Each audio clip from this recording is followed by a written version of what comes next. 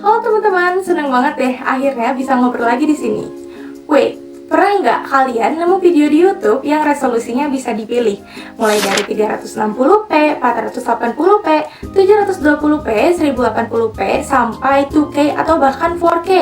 Nah, perbedaan resolusi itu yang bikin kualitas video kamu kelihatan berbeda-beda. Karena itu, penting banget buat kita tahu soal resolusi dalam video. Tapi ternyata resolusi ini masih ada hubungannya sama yang namanya komponen audiovisual.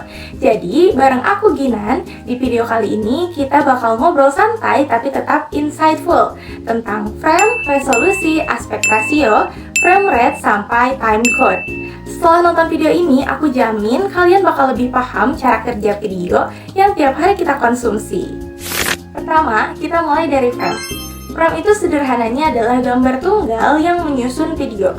Bayangin aja kalau video itu kumpulan foto yang diputer dengan sangat cepat. Nah, setiap foto itu disebut dengan frame. Kalau satu frame kita berhentiin kayak gini, hasilnya mirip kayak foto biasa. Itu yang disebut dengan freeze frame. Nah, sekarang kita lanjut ke resolusi. Sama kayak foto, resolusi video itu jumlahnya piksel yang menyusun gambar. Jadi semakin banyak piksel, maka semakin detail juga videonya.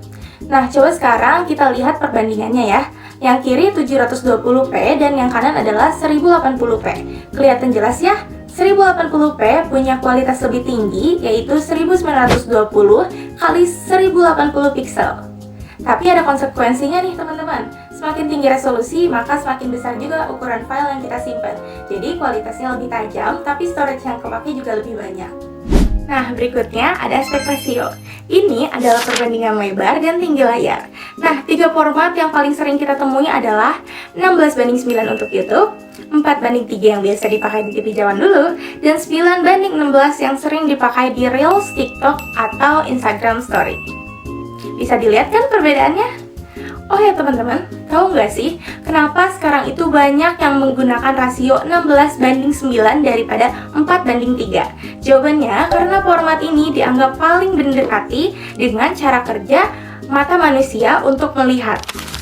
Selanjutnya ada frame rate atau FPS atau frame per second. Udah pernah dengar belum? FPS adalah jumlah gambar yang diambil dalam 1 detik. Misalnya, 24 fps artinya ada 24 gambar dalam 1 detik. Nih, lihat perbedaan gerakan 24 fps, 30 fps, 60 fps. 24 atau 30 fps cocok buat gerakan sinematik.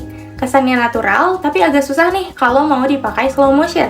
Sedangkan 60 fps itu bisa terlihat ya, lebih mulus, mini motion blur, dan bisa dipakai buat slow motion.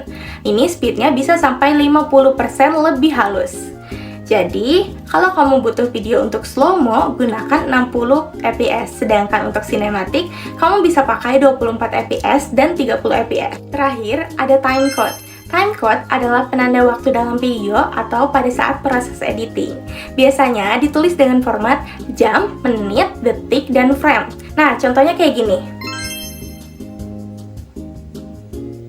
Timecode ini penting banget buat editor, supaya gampang menandai bagian tertentu dari video.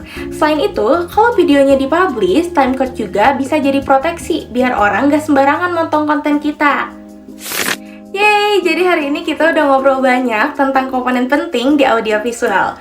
Mulai dari frame, resolusi, aspek rasio, frame rate, bahkan timecode yang jadi penanda penting dalam proses editing. Semua hal ini sebenarnya saling terhubung buat ngebentuk kualitas video yang kita nikmati setiap hari. Dengan memahami komponen ini, kita jadi lebih paham cara kerjanya nih.